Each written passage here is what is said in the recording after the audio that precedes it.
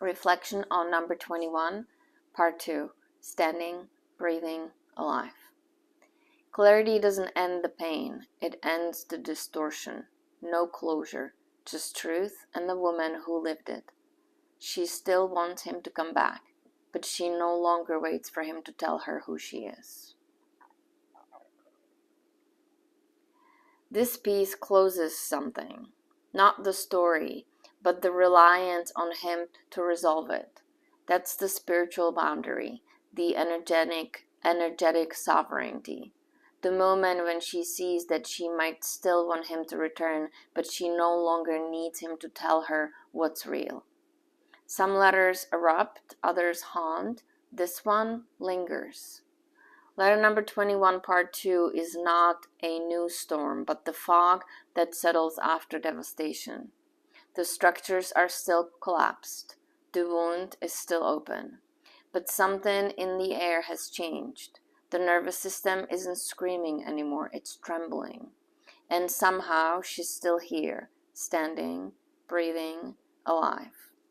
This letter doesn't need to shout, it already knows the scream was heard, even if no response came. This is the moment she stops waiting for him to arrive. She didn't deliver the rings. She didn't burn the note. They're still in the kitchen, in the box, in the envelope, held, but not acted on. And that's the point. Nothing has been released because nothing has been received. What she saw that morning wasn't an ending. It wasn't closure. It was a snapshot of the current reality. He's still with her. He's still avoiding. He's still silent. And yet, she followed the pull. She got in the car. She drove to the beach. She stood at the edge of the world and breathed.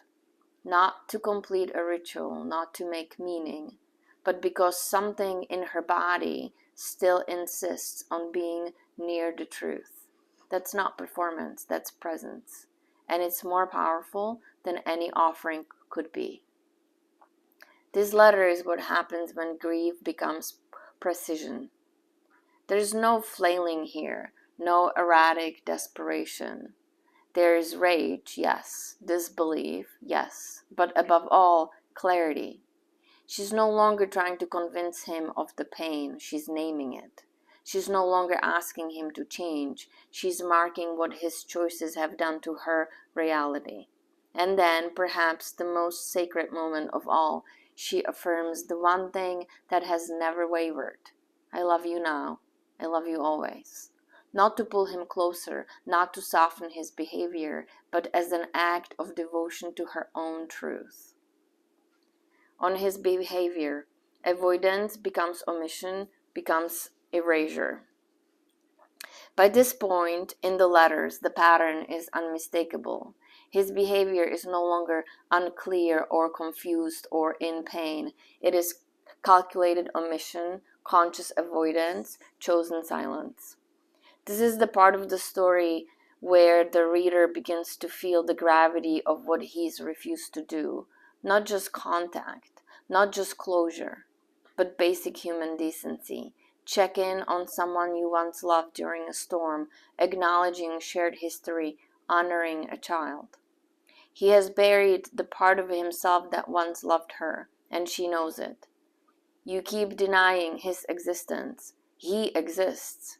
The ache is no longer, why did he leave? It's, how did he erase me so completely? And yet, she doesn't erase him. She brings him to the altar. This is what makes her different, what makes the love sacred.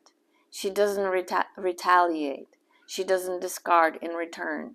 She brings him to the ocean. She brings him into the ritual. Even if he refuses to show up, she shows up anyway. This is no longer the voice of a wounded girl. This is the voice of a woman who has walked through fire, carried love through the underworld, and placed it at the feet of the divine. Even the heartbreak becomes offering. Across the letters, this is not closure, this is convergence. She's not done. She's not over it. She's not healed, but she is clear. Clear that what's happening is a choice, that the silence is not an accident, that the avoidance is not unconscious, that what has unfolded is not the result of confusion or miscommunication, but of willful removal, orchestrated and upheld. Clear that love was real and still is, but it's not being honored, and that no amount of her presence, devotion, or pain will call forth someone who has chosen absence. Clear that she's still allowed to hurt without doubting what she knows, that her grief doesn't negate her insight, that the pain doesn't cancel the truth. Clear that even without closure, she has nothing to prove, nothing left to offer that hasn't already been given. Clear that standing in what is, no matter how painful, is more powerful than pretending things might still be what they were. That kind of clarity doesn't erase heartbreak, but it begins to create something else. A boundary, a spine, a center that doesn't collapse when he doesn't come. And that clarity is more powerful than anything he has offered. Because while he continues to curate his reality in service of avoidance, she tells the truth in real time. This letter is not about moving on. It is about standing still long enough to see what's real. She's not fine. She's in pain, and still she's standing, breathing, alive.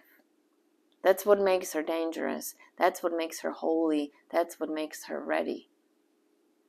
That's what makes her dangerous, not because she's angry, but because she sees clearly now. Because she no longer needs his validation to confirm what she lived. Because she holds the full story in her body, and she's no longer trying to edit it down to something more palatable, more forgivable, more false. She's dangerous because she won't gaslight herself anymore, because she's not waiting to be rescued, because she's already survived the thing she thought she couldn't survive, and she still loves, still breathes, still speaks. That kind of woman cannot be controlled. That's what makes her holy, because she brought her heartbreak to the altar and did not look away, because she touched the unbearable and didn't numb out, because she keeps loving without becoming smaller, keeps witnessing without collapsing into blame, keeps walking through this grief with eyes open. Her holiness is not in her healing, it's in her honesty. Her refusal to make herself less true just to be more acceptable. She tells the truth in real time. That's sacred work. That's what makes her ready, not to be chosen, not to be validated, but to live in alignment with what's real. She's ready to let the story continue or end. She's ready to be met or to walk on alone. She's ready not because the pain is gone, but because it no longer defines what she believes about herself. She's standing, she's breathing, she's alive. And that, finally, is enough. There's no invitation to argue here, no plea, no seduction. Just, this is what's true now.